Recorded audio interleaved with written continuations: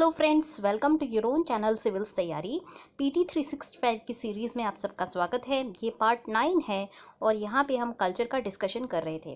पिछले लेक्चर में हम पार्ट 8 इशू नंबर 8 तक कंप्लीट कर चुके हैं। आज हम इशू नंबर 9 का 9.1 से लेकर के 9.3 तक कंप्लीशन करेंगे और पार्ट नंबर 10 में हम 9.4 से लेकर के 9.6 तक कंप्लीशन करेंगे। तो चलिए देख लेते हैं कि हमें क्या क्या आज पढ़ना है। तो गाइस, आज देखेंगे हम कौन कौन से आर्टिकल्स हमें देखने हैं। हिस्टोरिकल इवेंट्स से आज हम शुरू करेंगे। 8 वाले इशू तक हम पिछले लेक्चर में कवर कर चुके हैं। अगर आपने देखा नहीं है तो लिंक आपको सभी लेक्चर्स का डिस्क्रिप्शन बॉक्स में मिल जाएगा, वहाँ से आप देख सकते हैं। आज हम देखेंगे पायक रिवेलियन के बारे में, पायन्यूर के बारे में, जलियांवाला बाग के बारे में। और कल वाले वीडियोज़ में हम ये बाकी डिस्कशन करेंगे, आज़ाद हिंद गवर्नमेंट का देखेंगे और बाकी हम डिस्कशन कल वाले वीडियोज़ में देखेंगे। तो चलिए शुरू करते हैं। तो गाइस, आज हमें इशू नंबर 9 देखना है और यहाँ पे हम कुछ हिस्टोरिकल इवेंट्स की बात करेंगे। काफ़ी इंपॉर्टेंट है, जल्दी से हमारे कुछ हिस्टोरिकल इवेंट्स रिवाइज हो जाएंगे। वैसे आपने इंडियन हिस्ट्री में पढ़ा भी होगा तो उसका एक क्विक रिवीजन इस वाले टॉपिक से हो जाएगा। तो देखते हैं, सबसे पहला जो टॉपिक है वो है पायक का रिवेलियन। तो पायक्स का जो रिवेलियन था उसके बारे में हम पढ़ेंगे। अभी ये न्यूज़ में इसलिए था क्योंकि प्रेसिडेंट ऑफ इंडिया ने जो पायका मेमोरियल है उड़ीसा के खुर्द में डिस्ट्रिक्ट में, उसको जो है फाउंडेशन स्टोन उसकी ले की थी, क्योंकि इसके पायका रिवेलियन के 200 साल पूरे हो चुके हैं। तो पायक का जो रिवेलियन था ये एक आर्म्ड रिवेलियन था और कुछ हिस्टोरियंस इसको जो है फर्स्ट वॉर ऑफ इंडिपेंडेंस भी कहते हैं। तो ये हम थोड़ी देर में देखेंगे कि क्या है ये फर्स्ट वॉर ऑफ इंडिपेंडेंस, इसको क्यों कहा जाता है। एनीवेज, अगर हम पायक रिवेलियन की बात करें तो ये एक आर्म्ड रिवेलियन था और ये उड़ीसा में हुआ था ब्रिटिश ईस्ट इंडिया कंपनी के खिलाफ। तो ये किसने किया था? ये पायक्स ने किया था। पायक कौन होते हैं? पायक जो है ट्रेडिशनल लैंडेड मिलिशिया होते हैं। तो आपको पता होगा कि मेडिवल इरा में जो भी रूलर्स थे वो अपने जो मिलिशिया रखते थे, मतलब जो मिलिट्री रखते थे, वो लोग उन लोगों को जो है जागीर दे दिया करते थे, लैंड दे दिया करते थे और लैंड रेवेन्यू से ये फाइटर्स जो है अपना खर्च चला करके फाइटिंग करते थे रूलर के लिए। तो गजपति रूलर्स के ये लैंडेड मिलिशिया थी और पायक्स के पास जो है रेंट फ्री लैंड थी। इनके पास मतलब इनको जो लैंड दी गई थी उस पर इनको कोई भी रेंट नहीं देना होता था और इसके बदले में पायक्स क्या करते थे, वो अपनी मिलिट्री सर्विस खुर्दा के किंगडम को, मतलब गजपति रूलर्स को अपनी सर्विसेज प्रोवाइड करते थे, फाइटिंग सर्विसेज ये प्रोवाइड करते थे। तो एक तरह से इनको कह सकते हैं कि मर्सनरी थे। मर्सनरी आपने काफ़ी सुना होगा। मर्सनरी का मतलब होता है कोई जो मतलब सिर्फ कोई भी लड़ाकू जो पैसे के लिए लड़ता है। ये पायक्स पे जो है पैसे के लिए लड़ते थे और इनका जो इनको लैंड देखा जाए तो रेंट फ्री लैंड इनको दी गई थी, उसके लिए ये लड़ाई किया करते थे। अब ब्रिटिश किंगडम ने, ब्रिटिशर्स ने क्या हुआ था 1767 में, 1764 के बाद से 1700s में इन्होंने पूरा बंगाल को ऑक्यूपाई कर लिया था। फिर धीरे धीरे उन्होंने जो है बंगाल के बाद मद्रास को भी ऑक्यूपाई कर दिया था। और बंगाल, अगर आप उड़ीसा की लोकेशन देखेंगे तो उड़ीसा के नॉर्थ में बंगाल है और साउथ में आपका मद्रास प्रोविंस है, तो बीच में उड़ीसा पड़ती थी। तो मतलब नॉर्थ एंड साउथ दोनों तरफ जो है ब्रिटिश का ऑक्यूपेशन था और इसीलिए धीरे धीरे ब्रिटिश की जो है नज़र उड़ीसा की जो रिच प्रांत है इस पे पड़ा था, क्योंकि उड़ीसा भी एग्रीकल्चर में देखा जाए तो एक अच्छी आपकी स्टेट है। और यहाँ के जो राजा थे, उड़ीसा के जो राजा थे उस वक्त, वो थे मुकुंद देव सेकंड और ये एक माइनर थे। अब ये इनको इनके जो मतलब ये एक किसी के संरक्षण में काम करते थे और इनके संरक्षक का नाम था जय राजगुरु। तो जय राजगुरु जो कि राजा मुकुंद के संरक्षक थे, उन्होंने जो है ब्रिटिशर्स को दबाने की कोशिश की, ब्रिटिशर्स के साथ लड़ाई करने की कोशिश की थी और उनको जो है बुरी तरह से हरा दिया गया था ब्रिटिशर्स के द्वारा। तो इसके बाद क्या हुआ कि अगर हम राजा, इसके बाद जो है ब्रिटिशर्स ने उड़ीसा को ऑक्यूपाई कर लिया था। अब अगर हम राजा खुर्दा की बात करें तो ये जो है जगन्नाथपुरी का जो टेम्पल है इसके संरक्षक के रूप में भी माने जाते थे। मतलब जो गजपति रूलर्स थे ये संरक्षक भी थे जगन्नाथ टेम्पल के। और इनको जो है जगन्नाथ टेम्पल का डेप्यूटी, मतलब लॉर्ड जगन्नाथ का या महाराज जो हमारे जो भगवान जगन्नाथ हैं उनके डेप्यूटी के रूप में जो है माना जाता था कि भगवान ने राजा को भेजा है रूल करने के लिए। तो इसीलिए न केवल ये पॉलिटिकल सिंबलाइजेशन था रूलर का, बल्कि ये कल्चरल सिंबलाइजेशन भी था। और जैसे ही रूलर को हरा दिया गया तो कहीं ना कहीं उड़ीसा के कल्चर को एक बहुत बड़ा धक्का लगा था। उड़ीसा के लोगों की सेंटिमेंट्स को बहुत हर्ट हुआ था ब्रिटिशर्स के इस एक्शन से। और इसी उसके कुछ तो जब ये हरा दिए गए रूलर, उसके कुछ सालों के बाद पायक्स ने बख्शी जगत बंधु, जो कि एक हेरिडिटी चीफ थे मिलिशिया के, गजपति रूलर की मिलिशिया के चीफ थे, उन्होंने जो है बगावत कर दी थी और उनको जो है ट्राइबल्स ने सपोर्ट किया था और बाकी जो सोसाइटी के बाकी लोग थे उनके द्वारा सपोर्ट पूरा पूरा मिला था। तो लोगों के सपोर्ट में बख्शी, जगबंधु और उनके जो भी सपोर्टर्स थे, इन लोगों ने ब्रिटिश पावर के जो भी सिंबल्स थे जैसे कि पुलिस स्टेशन या कोई एडमिनिस्ट्रेटिव ऑफिस या ट्रेजरी, इन सबको जो है लूटपाट, इनके ऊपर लूटपाट मचा दी थी और इनको जो है जला दिया था। इनिशियली ब्रिटिशर्स को पता नहीं था कि इस तरह का रिबेलियन होने वाला है, तो ब्रिटिशर्स जो है भाग खड़े हुए थे और इनको बख्शी, जगबंधु को जो है जमींदार का, विलेज हेड का और ऑर्डिनरी प्रेजेंट सब लोगों का एक सपोर्ट मिला था। अब देखिए सबसे बड़ा देखिए यहाँ पे ये लाइन बहुत इंपॉर्टेंट है, क्योंकि ज़्यादातर आपने पढ़ा होगा कि जमींदार को जो है ब्रिटिशर्स का सपोर्ट था, पर पाइक रिवेलियन की अगर बात करें तो पाइक रिवेलियन में जमींदारों ने पाइक्स का जो है समर्थन किया था, विद्रोहियों का समर्थन किया था और जमींदार से लेकर के साधारण किसान तक सभी सेक्शंस ऑफ सोसाइटी ने विद्रोहियों का ही समर्थन किया था। इसीलिए ब्रिटिशर्स को इनिशियली जो है भाग खड़ा होना पड़ा था। अब कॉजेस क्या थे पाइक रिवेलियन के? पाइक रिवेलियन के विद्रोह के क्या कारण थे? पहला कारण था कि उस वक्त की जो पॉलिटिकल कंडीशन थी उसके बारे में अगर हम देखें तो क्या हुआ कि जब राजा के जो संरक्षक थे जिनका नाम था जयी राजगुरु, तो उन्होंने जो है उड़ीसा का कल्चर बचाने की पूरी कोशिश की थी, पर जब इनका डिपोजिशन कर दिया गया, मतलब जब इनको पद से हटा दिया गया था राजा को, तो इनके जो संरक्षक थे जयी राजगुरु, इनको जो है फांसी पर चढ़ा दिया गया था ब्रिटिशर्स के द्वारा। तो इससे जो है लोगों के अंदर बहुत ज़्यादा घृणा और नफरत और आक्रोश व्याप्त हो गया था, क्योंकि जयी राजगुरु को एक मतलब हीरो की तरह देखा जाने लगा था। दूसरा था कि रेवेन्यू पॉलिसी बहुत ख़राब थी, राजस्व की नीति खराब थी वहाँ उन लोग की, ब्रिटिशर्स की। अब देखिए कॉलोनियल रूल के आते ही जो लैंड रेवेन्यू सेटलमेंट था वो भी चेंज हो गया और लैंड रेवेन्यू सेटलमेंट की वजह से पायक्स की जो रेंट फ्री लैंड थी वो चली गई थी। अब इनको जो है लैंड के बदले में, एस्टेट की जो लैंड थी इसके बदले में इनको पैसे देने लगे थे और इसीलिए इनकी जो लैंड्स थी वो बंगाल के एब्सेंटी लैंडलॉर्ड्स के हाथों में या मतलब उनके जो महाजन थे उनके हाथों में चली गई थी और इसी वजह से इनको जो है काफ़ी ज़्यादा बुरा लगा था और ये सबसे बड़ा रीज़न था जिसकी वजह से पायक्स जो है नाराज़ थे। तीसरा आप देखेंगे करेंसी सिस्टम चेंज हो गया था। उड़ीसा में जब राजा गजपति राजा का रूल था, उस वक्त जो करेंसी थी, मतलब उस वक्त जो कॉइनेज सिस्टम चलता था वो कौड़ी चलता था, तो कौड़ी में लोग जो है ट्रेडिंग करते थे। अब जैसे ही ब्रिटिशर्स आ गए तो इन्होंने जो है कौड़ी से जो करेंसी है वो रुपए में परिवर्तित कर दी थी। अब ये जो नई रुपए में नवीन मुद्रा का जो विनिमयकरण हुआ था वो विलेजर्स को पसंद नहीं आया था, क्योंकि वहाँ पे देखिए उड़ीसा के जो विलेजर्स हैं, किसान हैं, इनके पास उस वक्त तक रुपए कहाँ थे, तो इनके पास तो कौड़ियाँ होती थी। अब कौड़ियाँ जो है इनकी जो है इनके दाम खत्म हो गए, तो ऐसे में लोगों के पास पैसे की बहुत समस्या आई थी और इनको जो है पैसे की समस्या के कारण महाजन जो होते थे, लोकल महाजन्स, उनके द्वारा शोषित किया जाने लगा। तो इस वजह से भी सोशल टेंशन्स क्रिएट हो गई थी। फिर जो ब्रिटिशर्स की एक नमक की नीति थी वो भी काफ़ी गलत थी। अब देखिए उड़ीसा की अगर आप कोस्ट लाइन देखेंगे तो कोस्ट की लाइन बहुत मतलब सी कोस्ट काफ़ी लंबा है, मतलब समुद्र तट काफ़ी लंबा है और वहाँ पे गजपति रूलर्स के अंडर में लोगों के ऊपर पूरा स्वामित्व था, जिसकी मर्जी आती थी वो सॉल्ट बना लेता था और सॉल्ट खरीदने के लिए उनको कोई, मतलब सॉल्ट एक फ्री चीज़ थी, फ्री कॉमोडिटी थी वहाँ पे। अब जैसे ही ब्रिटिशर्स आ गए, ब्रिटिशर्स ने इसको जो है पेड कॉमोडिटी बना दिया, तो स्थानीय लोगों के अंदर, जो तट के क्षेत्रों में जो लोग रहते थे, उनको नमक के निर्माण से वंचित कर दिया गया और उनके जो ट्रेडिशनल राइट्स थे, उनका हक था सॉल्ट बनाने का, उससे वंचित करने की वजह से उनकी जो लाइवलीहुड है उस पर भी खतरा आ गया था। इसीलिए लोग जो है वहाँ पे काफ़ी गुस्सा थे।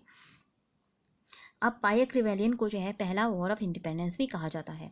तो इस विद्रोह को, ये एक मतलब ट्रेडिशनल वे ऑफ लाइफ के खिलाफ एक विद्रोह था। वहाँ पे लोगों को काफ़ी गुस्सा था और लोगों की जो पारंपरिक जीवन पद्धति थी उसमें कुछ प्रॉब्लम्स आई थी ब्रिटिशर्स के आने की वजह से, और इसीलिए उन लोगों ने जो है ब्रिटिशर्स के खिलाफ खड़े होकर के सभी सेक्शंस ऑफ सोसाइटी ने एक साथ अभिव्यक्ति की थी, एक साथ विद्रोह किया था। इसीलिए इसको जो है है प्रथम वॉर ऑफ इंडिपेंडेंस कहा जाता है। लोग उनसे ब्रिटिशर से मुक्ति चाहते थे और कोई भी सेक्शन ऐसा नहीं था सोसाइटी का जिसने इनका समर्थन किया हो, इसीलिए इसको जो है ये टोटल रिवॉल्ट था, सभी का जो है रिवेलियन था, सभी का जो है स्वतंत्रता के लिए संग्राम था। दूसरा रीज़न ये है कि ये जो है सीधे सीधे सिर्फ कॉलोनियल मास्टर्स के खिलाफ था, क्योंकि ये प्रत्यक्ष रूप से कॉलोनियल मास्टर्स के खिलाफ था और समाज के सभी वर्ग जो है इसमें सभी वर्गों ने बढ़ चढ़ के इसमें हिस्सा लिया था। इसी वजह से इसको प्रथम स्वतंत्रता का प्रथम संग्राम के रूप में भी कहा जाता है कुछ लोगों के द्वारा। अब इस रिवॉल्ट को बाकी सभी रिवॉल्ट्स की तरह इसको भी दबा दिया गया था, क्योंकि देखिए ये एक लोकलाइज रिवॉल्ट था।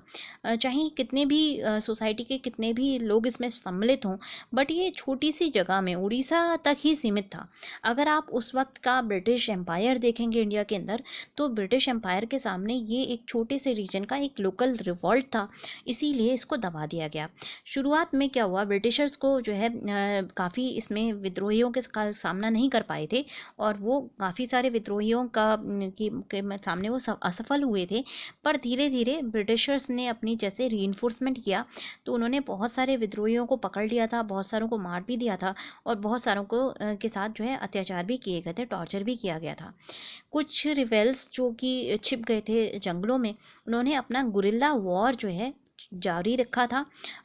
थोड़ा उन्होंने जो है गुरिल्ला पद्धति से संघर्ष जारी रखा था 1819 तक। पर बाद में वो लोग भी पकड़े गए थे और उनको भी पकड़ के मार दिया गया था।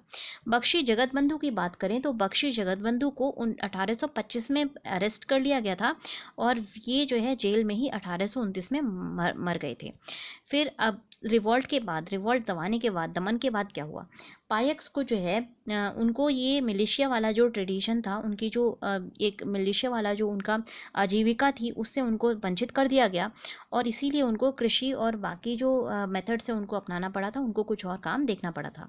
दूसरी चीज़ क्या हुई थी कि जो नमक के दाम थे वो काफ़ी कम कर दिए गए थे और ज़्यादा नमक जो है लोगों को अवेलेबल कराया गया था, जिससे कि लोगों में नमक की वजह से आक्रोश ना फैले। तीसरी चीज़, जब राजा मुकुंद देव द्वितीय की मृत्यु हो गई थी 30 नवंबर 1817 में, तो उनके पुत्र रामचंद्र देव तृतीय को पुरी में जाने की अनुमति दी गई। उसके अलावा उनको एक एनुअल पेंशन भी दी गई और उनको जो है जगन्नाथ टेम्पल जो है पुरी का, उसका पूरा मैनेजमेंट भी दिया गया और कार्यभार प्रबंधन का कार्यभार जैसे ही दिया गया था तो वहाँ के लोकल सेंटिमेंट्स को एक शांति प्रदान हुई थी और इसके बाद वहाँ पे उड़ीसा में थोड़ी सी शांति का माहौल बन गया था। अब नेक्स्ट हमें देखना है पायनूर के बारे में। तो पायनूर हमारा जो है न्यूज़ में क्यों था? पायनूर न्यूज़ में इसलिए था क्योंकि केरला की जो गवर्नमेंट है उसने महात्मा गांधी स्मृति म्यूज़ियम बनाने का एक प्रपोजल रखा है पायनूर में। पायनूर की बात करें तो ये पेरुम्बा रिवर के तट पे है और केरला के कन्नूर डिस्ट्रिक्ट में लाई करता है। तो कन्नूर आपको पता होगा नॉर्थ केरला में है, तो पायनूर आपका नॉर्थ केरला में लाई करता है। अब हिस्टोरिकल सिग्निफिकेंस क्या है पायनूर की? तो यहाँ पे जो है साइमन प्रोटेस्ट हुआ था 1928 में। तो ये जो साइमन प्रोटेस्ट हुआ था, ये इसमें जो है मोयारन शंकरन, ए लक्ष्मण शिनॉय और सुब्रमण्यम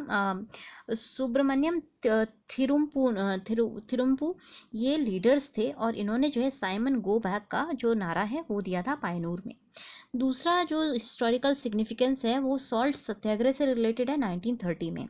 तो 1930 में नमक सत्याग्रह हुआ था और केरल के जो गांधी हैं केलप्पन जी, उनके लीडरशिप में, उनके नेतृत्व में यहाँ पे सॉल्ट सत्याग्रह किया गया था। इस सॉल्ट सत्याग्रह में 33 सत्याग्रही कोड़िकोड से पायनूर आए थे और इसी को जो पायनूर को जो है द्वितीय बोरदोली के रूप में भी देखा जाता है। तो साइमल्टेनियसली 1930s में गांधी जी जो है सॉल्ट सत्याग्रह कर रहे थे बोरदोली में, उन्होंने जो वहाँ से मूवमेंट शुरू किया था और यहाँ पे जो है सॉल्ट सत्याग्रह 1930 में केलप्पन के द्वारा इन्होंने पदयात्रा की थी कोड़िकोड से लेकर के पायनूर के बीच में और पायनूर को इसीलिए दूसरा या द्वितीय बोरदोली भी कहा जाता है। फिर पायनूर जो है एंटी अनटचेबिलिटी मूवमेंट के लिए भी काफ़ी फेमस है, मतलब ये अस्पृश्यता विरोधी आंदोलन के लिए भी काफ़ी फेमस है।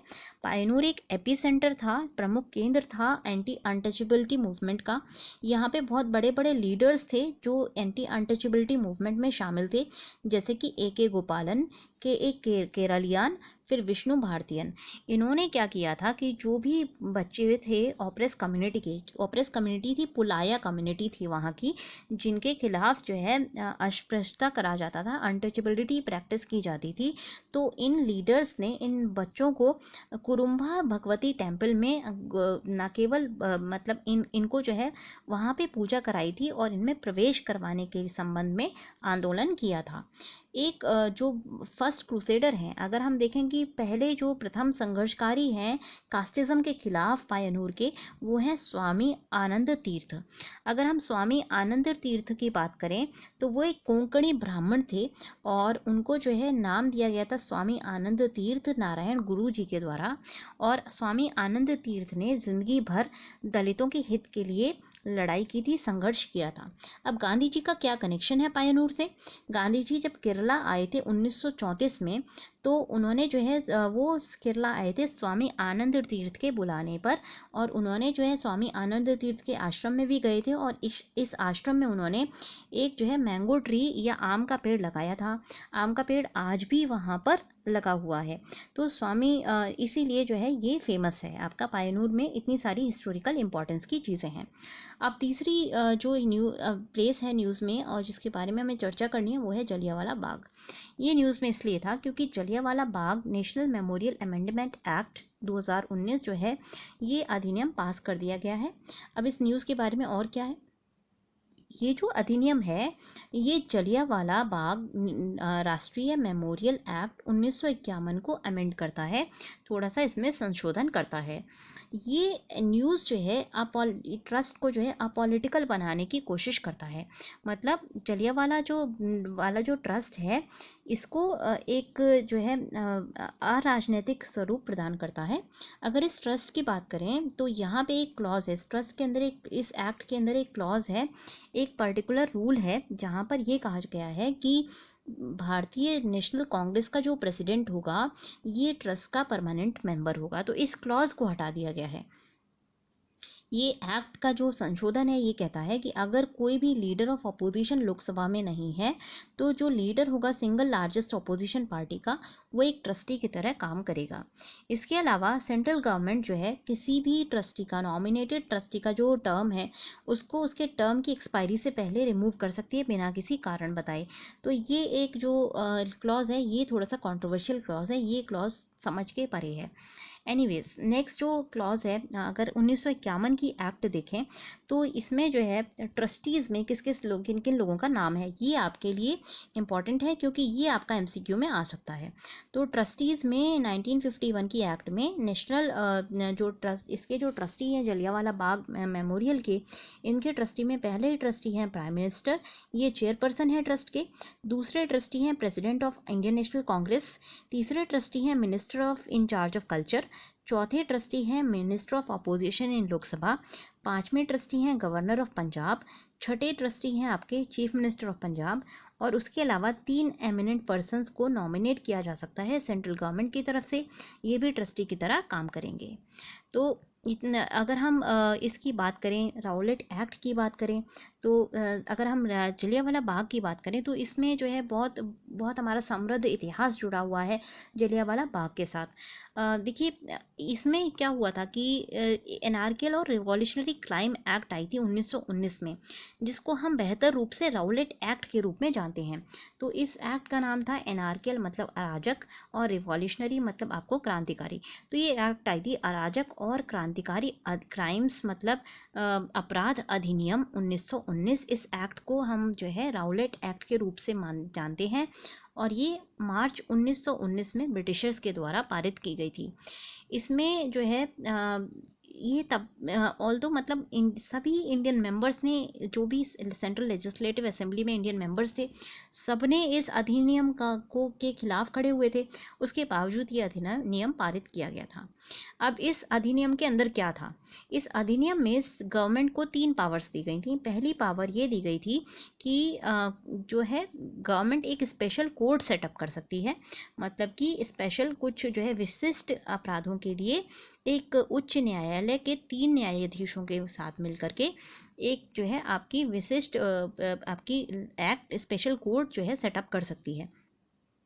दूसरा जो पावर था सेंट्रल गवर्नमेंट के पास, वो ये था कि जो गवर्नमेंट क्या कर सकती है कि अच्छे व्यवहार के लिए अनुबंध के निष्पादन का निर्देश करना, मतलब क्या क्या अच्छे व्यवहार के लिए क्या क्या बॉन्ड होना चाहिए वो बता सकती है गवर्नमेंट।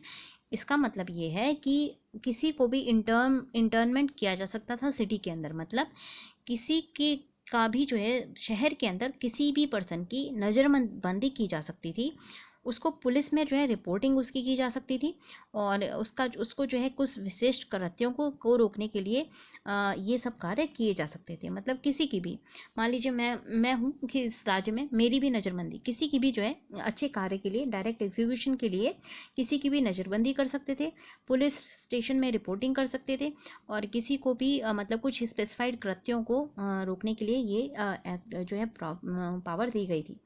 तीसरी जो पावर दी गई थी इस एक्ट में वो ये थी कि किसी को भी अरेस्ट किया जा सकता है संदेह के आधार पर। अगर गवर्नमेंट को संदेह है कि कोई टेररिस्ट एक्टिविटी कर रहा है, तो किसी को भी संदेह के आधार पर अरेस्ट किया जा सकता था, और उनको 2 साल के तक बिना किसी ट्रायल के, बिना उनकी जो है जगह को सर्च किए, बिना किसी वारंट के उनके ऊपर उनको जो है जेल की सज़ा दी जा सकती थी, हिरासत में रखा जा सकता था बिना किसी वारंट के, बिना किसी के स्थान की तलाशी किए। और उसमें जो है फ्रीडम ऑफ प्रेस पे भी रेस्ट्रिक्शंस लगाए गए थे। तो ये सारी जो है काफ़ी, अगर इसको देखें तो काफ़ी कठोर ये कानून पारित किया गया था राउलेट एक्ट के रूप में। तो इससे क्या हुआ कि जो ज़्यादातर भारतीय थे उनको इससे बहुत बड़ा शौक लगा, क्योंकि भारतीयों ने विश्व युद्ध फर्स्ट में ब्रिटिशर्स का अपनी मर्जी के साथ, स्वेच्छा के साथ ब्रिटिशर्स का जो है वो दिया था, साथ दिया था, और उनको बिना किसी पुरस्कार दिए उनको ये अवार्ड में राउलेट एक्ट मिली थी। तो इसलिए सभी जो इंडियंस थे वो काफ़ी नाराज़ भी थे। इमीडिएटली क्या हुआ, राउलेट एक्ट पास होते ही बीएन शर्मा जी ने, जो कि एक इम्पीरियल लेजिस्लेटिव काउंसिल के मेंबर थे, उन्होंने अपने काउंसिल ऑफिस से रिज़ाइन कर दिया था। फिर मद्रास सत्याग्रह सभा, जो कि सी राजगोपालाचारी, ए रंगस्वामी अयंगर, जी हर्षवर्धन राव और टी अधीर नारायण चेट्टी, इन सब के अंडर में थी। ये सब उस सभा के लीडर्स थे। इन सभी लोगों ने इस एक्ट को अपोज किया था, इसका विरोध किया था। महात्मा गांधी ने इस एक्ट के खिलाफ राउलेट सत्याग्रह की कॉल दी, और लोगों को बोला कि एक हड़ताल जो है हम ऑब्जर्व करेंगे 6 अप्रैल 1919 को, जब वायसरॉय ने इस बिल के लिए अपनी एसेंट दे दी थी। तो जैसे ही वायसरॉय ने मोहर लगा दी थी अपनी इस बिल पर, तो तुरंत महात्मा गांधी ने कॉल दिया था सत्याग्रह का, और ये सत्याग्रह होना था 6 अप्रैल 1919। देखिए, सत्याग्रह से पहले भी बहुत जो है large scale violent anti British demonstration हुए थे। मतलब काफ़ी जो है बड़े बड़े विरोधक हिंसक प्रदर्शन हुए थे, और ये दिल्ली में हुए थे, कलकत्ता में हुए थे, अहमदाबाद वगैरह में हुए थे। अब अगर पंजाब की बात करें तो स्पेसिफिकली पंजाब में जो स्थिति थी काफ़ी ज़्यादा तनावपूर्ण थी, क्योंकि पंजाब जो है वो उसमें जो है माइकल ओ डायर नाम का एक लेफ्टिनेंट गवर्नर था, और इसकी जो प्रशासन था वो काफ़ी ज़्यादा एक तनावपूर्ण प्रशासन था, काफ़ी दमनकारी प्रशासन था, और इसीलिए तनाव की स्थिति थी पंजाब के अंदर। पंजाब में इसने क्या क्या एक्शंस लिए थे जिसकी वजह से तनाव था? पहली चीज़ ये थी कि माइकल ओ डायर के ऑर्डर से ही गांधी जी को जो है पलवल में अरेस्ट कर लिया गया था जब वो पंजाब में एंटर करना चाह रहे थे। दूसरी चीज़, माइकल ओ डायर के निर्देशों की वजह से अमृतसर के दो बड़े पॉपुलर लीडर्स थे, सत्यपाल और सैफुद्दीन किचलू। ये दोनों इंडियन नेशनल कांग्रेस से रिलेटेड थे। दोनों जो लीडर्स थे इनको जो है अरेस्ट कर दिया गया था और इनको जो है एक किसी अननोन जगह पर भेज दिया गया था। तो वो इस वजह से जो अज्ञात स्थान पर भेजने के निर्देश दिए गए थे, इस वजह से जो आम लोग थे, आम जनता थी, उसके अंदर एक बहुत गुस्से का माहौल बना हुआ था। फिर तीसरी चीज़ क्या हुई, बैसाखी के दिन आपको पता होगा कि बैसाखी जो है 13 अप्रैल को होती है। तो अभी देखिए सारा जो है रॉलेट एक्ट अभी अभी पारित हुई है। ऐसे में 2-3 कांड हो चुके हैं। महात्मा गांधी को पंजाब नहीं आने दिया है और सत्यपाल और सैफुद्दीन किचलू को जो है अरेस्ट कर लिया गया है। बैसाखी की अगर बात करें तो आपको पता है कि पंजाब में सभी लोग जो है बहुत धूमधाम से बैसाखी मनाते हैं, भाईचारे के साथ बैसाखी मनाते हैं। लोग जो है एक दूसरे को मिठाइयाँ बांटते हैं, एक साथ जो है इकट्ठे होते हैं। अब वहाँ पे पंजाब में जो है मार्शल लॉ लागू थी और लोगों का जो है 2 से ज़्यादा या 3 से ज़्यादा लोगों का झुंड में आना मना था। तो ऐसे में बैसाखी के दिन गांव वगैरह से काफ़ी इधर उधर के एरिया से लोग जो है एक छोटे से पार्क में पीसफुल प्रोटेस्ट के लिए आए थे, क्योंकि उनको जो है उनके लीडर्स को अरेस्ट कर दिया गया था। तो वो इस बारे में जो है प्रदर्शन कर रहे थे और ये बहुत पीसफुल प्रदर्शन था, शांतिपूर्ण जो है विरोध प्रदर्शन था। और ये जो बाग था इसका नाम था जलियांवाला बाग। ठीक है, यहाँ पे जैसे ही डायर को ये पता चला कि बहुत सारे लोग जो है इस बाग में, इस पर्टिकुलर बाग में इकट्ठे हैं, तो उन्होंने क्या किया था, चारों तरफ से इस बाग को घेर लिया था। और वहाँ के जो आपके जनरल रेजिनाल्ड डायर थे, उनके आदेशों की वजह से माइकल ओ डायर, ये देखिए इन दोनों में कंफ्यूज नहीं होना है, रेजिनाल्ड डायर अलग हैं, माइकल ओ डायर अलग है। तो रेजिनाल्ड ने माइकल ओ डायर को पूरी अनुमति दी थी कि वो जो चाहे वो कर सकता है भीड़ को नियंत्रित करने के लिए। तो माइकल ओ डायर ने क्या किया, जो सिर्फ एक एग्जिट पॉइंट था, एक एंट्री पॉइंट था और वही एग्जिट पॉइंट था, इस एग्जिट पॉइंट को, बाहर निकलने के रास्ते को पूरा ब्लॉक कर दिया था और अपनी आर्मी को ये निर्देश दिया कि वो निहत्थे लोगों के ऊपर सीधे सीधे गोलीबारी शुरू कर दें। अब जब माइकल ओ डायर से कुछ लोगों ने, मतलब इसकी आर्मी के लोगों ने कहा कि सर पहले हम वार्निंग देते हैं और इनको निकलने का मौका देते हैं, डायर ने बहुत क्रूरतापूर्वक इसको मना कर दिया था और निहत्थे लोगों को बहुत ही, अगर बोले, मुझे हिंदी में वो वर्ड सीधे सीधे नहीं पता है, पर मैं इंग्लिश में उसको बोलते हैं नार्सिसिस्ट तरीके से जो है, सैडिस्टिक तरीके से एक जो है इनके ऊपर गोलीबारी शुरू की थी। तो इसमें जो है ऑलमोस्ट 1000 लोग मारे गए थे और बहुत निर्मम तरीके से जो है यहाँ पे हत्या की गई थी। अगर सोचते भी हैं ना तो आंखों में आंसू आ जाते हैं कि क्या क्या हम लोगों के पूर्वजों को सहना पड़ा है। कुछ लोग निहत्थे थे, कुछ लोग जो है अपनी जान बचाने के लिए वहाँ कुएं में कूद पड़े, क्योंकि उनको एग्जिट करने का कोई मौका नहीं मिल रहा था। तो कुछ बच्चे, बूढ़े, बुजुर्ग, महिलाएं, सब निहत्थे और सबके ऊपर जो है गोलीबारी सीधे सीधे की गई थी। तो ये एक बहुत ही दिल को, मतलब आत्मा तक को झकझोरने वाला एक हत्याकांड हुआ था। अब इस हत्याकांड का परिणाम क्या हुआ, महात्मा गांधी जो है काफ़ी ज़्यादा दुखी हुए थे इस हिंसापूर्वक माहौल की वजह से और उन्होंने इस वजह से राउलेट सत्याग्रह को 18 अप्रैल को वापस ले लिया था। रविन्द्रनाथ टैगोर जी ने विरोध की वजह से जो उनको नाइटहुड की उपाधि प्रदान की गई थी वो वापस कर दी थी, नाइटहुड की उपाधि को त्याग दिया था। 14 अक्टूबर 1919 को ऑर्डर्स इशू के, मतलब सेक्रेटरी ऑफ स्टेट के ऑर्डर इशू करने के बाद एडविन मॉन्टेगू, जो कि गवर्नमेंट ऑफ इंडिया की तरफ से थे, उन्होंने जो है एक कमेटी का गठन किया जिसने इंक्वायर किया था इन इवेंट्स के बारे में। और इस कमेटी को जो है दूसरे शब्दों में हंटर कमीशन भी कहा जाता है। हंटर कमीशन में देखिए कोई भी इंडियन मेंबर नहीं था और कांग्रेस ने इस कमेटी को बायकॉट कर दिया था। हंटर कमीशन ने क्लीन चिट दिया था डायर को, ये हमें याद रखना है। मतलब इतने ज़्यादा लोगों को मारने के बाद भी न केवल इसको क्लीन चिट दिया गया था, बल्कि इसकी जो है आर्मी ने प्रशंसा भी की थी। हंटर कमीशन ने कोई भी पेनल या डिसिप्लिनरी एक्शन नहीं लिया था डायर के खिलाफ, बल्कि इसको जो है बहुत इसके जो सुपीरियर्स थे, इन लोगों ने न केवल इसको क्षमा किया था, बल्कि बाद में इसको जो है इसकी प्रशंसा भी की थी। डायर को इनिशियली जो है ब्रिटिश जो एम्पायर है उसने इनिशियली इसकी तारीफ़ की थी, थी। पर बाद में जो है इसको जब ये जब बहुत ज़्यादा इस हत्याकांड के बारे में प्रेस में चीज़ें आ गई थी और इंडियंस ने काफ़ी इसका प्रोपेगेंडा किया था, तो बाद में ब्रिटिशर्स ने कि हाउस ऑफ कॉमन्स में इसको जो है सेंश्योर किया गया, मतलब इसके एक्शंस को मतलब सेंश्योर किया गया था, कहा गया था कि इसने गलत किया है। इसको रिटायर होने के लिए जो है फोर्स किया गया था और इसको जो है अपॉइंटमेंट में इसको इसकी पदोन्नति नहीं की गई थी और उसके अलावा इंडिया में फर्दर एम्प्लॉयमेंट के लिए इसको मना कर दिया गया था। महात्मा गांधी ने 1920 में कैसर ए हिंद का जो मेडल अवार्ड था, जो कि उनको बोयर वॉर के वक्त ब्रिटिश गवर्नमेंट की तरफ से दिया गया था, वो वापस कर दिया था पंजाब के और खिलाफत के इनजस्टिस की वजह से।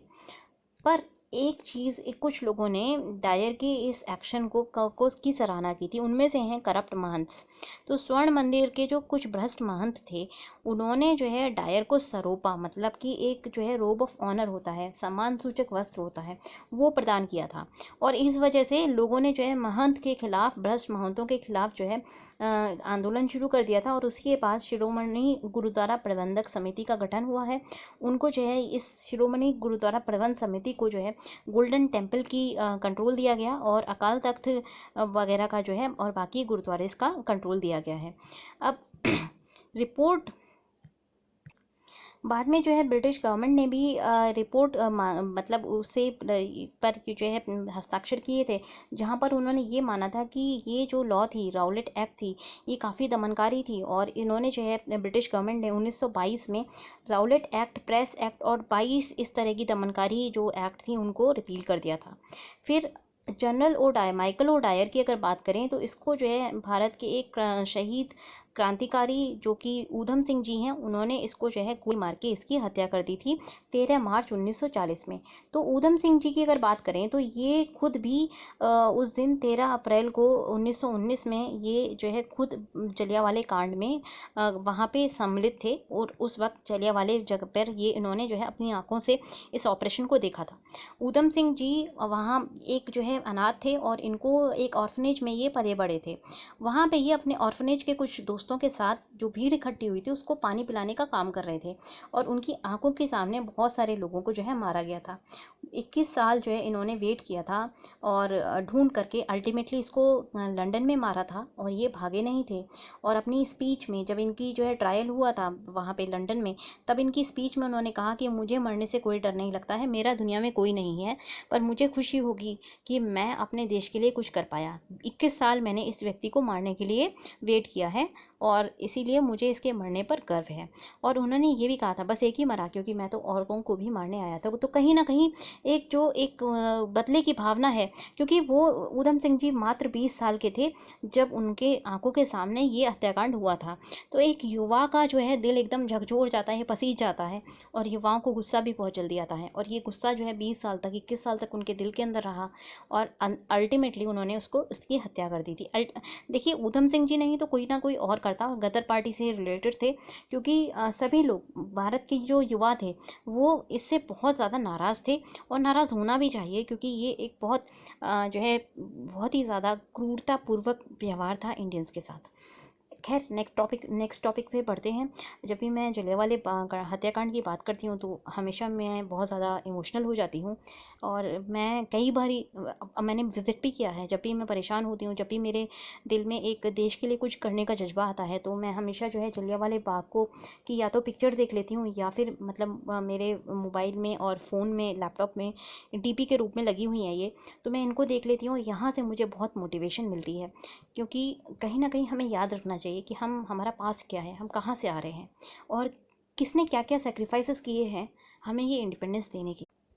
तो guys I think already 30 minutes होने वाले हैं इस लेक्चर को चलते हुए और इसीलिए मैं लेक्चर बीच में यहाँ पे रुकूंगी। कल हम 9.4 से आज़ाद हिंद गवर्नमेंट से नेक्स्ट लेक्चर में देखेंगे, क्योंकि कुछ लोगों को जो बड़ा लेक्चर होता है ना वो पसंद नहीं आता है। तो इस चीज़ को ध्यान में रखते हुए हम कल यहाँ से शुरू करेंगे और कल 9th वाला पूरा टॉपिक कंप्लीट कर लेंगे। तो आज के लेक्चर में इतना ही। अगर आपने अभी तक मेरे चैनल को सब्सक्राइब नहीं किया है तो यूट्यूब चैनल को जल्दी से सब्सक्राइब कर लीजिए और उसके अलावा मेरे टेलीग्राम चैनल @सिविल्स तैयारी को भी सब्सक्राइब कर लीजिए, जिससे कि जो एक हाइलाइट्स हैं हिंदू की और बहुत सारा जो प्रीमियम कंटेंट है वो फ्री में आपको मिलता रहे। वहाँ पे हम सारे जो है ज़्यादातर फ्री आपको कंटेंट मिलेगा। बहुत सारी टेस्ट सीरीज़ के फ्री PDF मिलेंगे। फिर न्यूज़पेपर्स की जो है स्निपेट्स मिलेंगी आपको, हाईलाइट करके मैं देती हूँ डेली, जिससे कि आपको क्या पढ़ना है ये आपको पता चल सके। और अगर आपने अभी तक हमारी CNA की सीरीज़ नहीं देखी है, कॉम्प्रिहेंसिव न्यूज़ एनालिसिस आपने नहीं देखा है, तो इसको भी देख लीजिए, क्योंकि यहाँ पे न केवल द हिंदू के एडिटोरियल में डिस्कस करती हूँ, द हिंदू से कोई भी न्यूज़ होता है उसको डिस्कस किया जाता है। फिर इंडियन एक्सप्रेस का भी यहाँ पे डिस्कशन होता है। इंडियन एक्सप्रेस द हिंदू के अलावा EPW नाम की एक मैगजीन आती है, इकोनॉमिक एंड पॉलिटिकल वीकली, इसका भी मैं डिस्कशन करती हूँ। डाउन टू अर्थ का भी हम डिस्कशन करते हैं। द डिप्लोमेट और बाकी फॉरेन पॉलिसी का जो भी अगर कोई आता है टॉप, क्या कहते हैं, कोई भी अच्छा न्यूज़ मेरे को मिलता है, प्रीमियम न्यूज़ हैं ये सारे, ये सब मैंने सब्सक्राइब किए हुए हैं और आपके लिए मैं ये फ्री में इनका एनालिसिस करती हूँ, जिससे कि आपका जो आंसर राइटिंग है वो बहुत मजबूत बन सके। तो मैं थैंक यू सो मच, जुड़े रहिए मेरे साथ, पढ़ते रहिए, पढ़ाते रहिए, और हम लोग इन्जॉय करेंगे ना इस जर्नी को, हमारी जो जर्नी है आगे की उसको एंजॉय करेंगे, जिससे कि हम भी एक कंट्रीब्यूशन दे सकें अपने देश के लिए। और इसी जज्बे को आगे रखते हुए पढ़ते रहिए, पढ़ाते रहिए, मोटिवेटेड रहिए। Stay at home, stay safe, take care and have a good day.